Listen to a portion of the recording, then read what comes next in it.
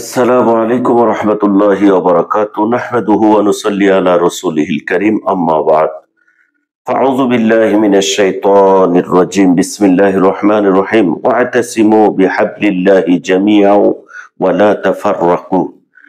প্রিয় দর্শক, voice of life বিডির পক্ষ থেকে সকলকে মোবারকবাদ পেশ করছি। আল্লাহ সুবহানাহু ওয়া তাআলা বলেন, ওয়া'তাসিমু বিহাবলিল্লাহি জামিআন ওয়া লা তাফাররাকু।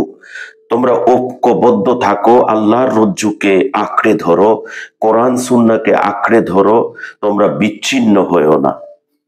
আল্লাহ সুবহানাহু ওয়া তাআলা নবী রাসূল পাক সাল্লাল্লাহু আলাইহি ওয়াসাল্লাম ইরশাদ করেছেন, একজন রাখাল যদি তার মেষকে, ছাগলকে রাখাল ব্যতি রেখে ছেড়ে দেয়, তখন ভাগ সিংহ তাকে খেয়ে ফেলে। আমার উম্মতের ভাগ হচ্ছে শয়তান। তারা যখন বিচ্ছিন্ন থাকে, আলাদা থাকে, ঐক্যবদ্ধ না থাকে, তখন তাদেরকে শয়তান গিলে ফেলে, খেয়ে ফেলে এবং সমস্যার সম্মুখীন হতে থাকে। বাংলাদেশ একটি সম্ভাবনার দেশ, বাংলাদেশ একটি ইসলাম প্রিয় জনগণের দেশ, বাংলাদেশ একটি কোরআন সুন্নাহর উর্বর ভূমি।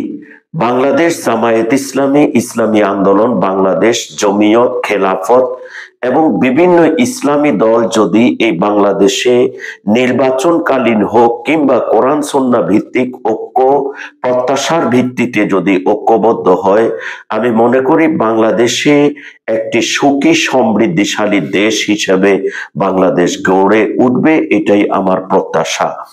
আমাদের দলীয় নানা মতানৈক্য, সামান্য বিষয়ে আমাদের মতানৈক্য রয়েছে, আকীদার বিষয়ে মতানৈক্য রয়েছে। যদি সম্ভব হয় আমরা বসে এটাকে সমাধান করে নিতে পারি, এটাকে আমরা সুরাহা করে নিতে পারি।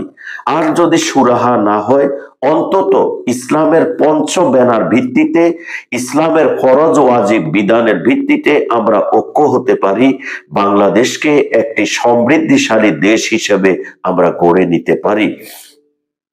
দেশ স্বাধীন হয়েছে প্রায় 52 বছর বা 53 বছর। এই দেশের মানুষ তাদের আশা আকাঙ্ক্ষার প্রতিফলন আজও দেখতে পায়নি।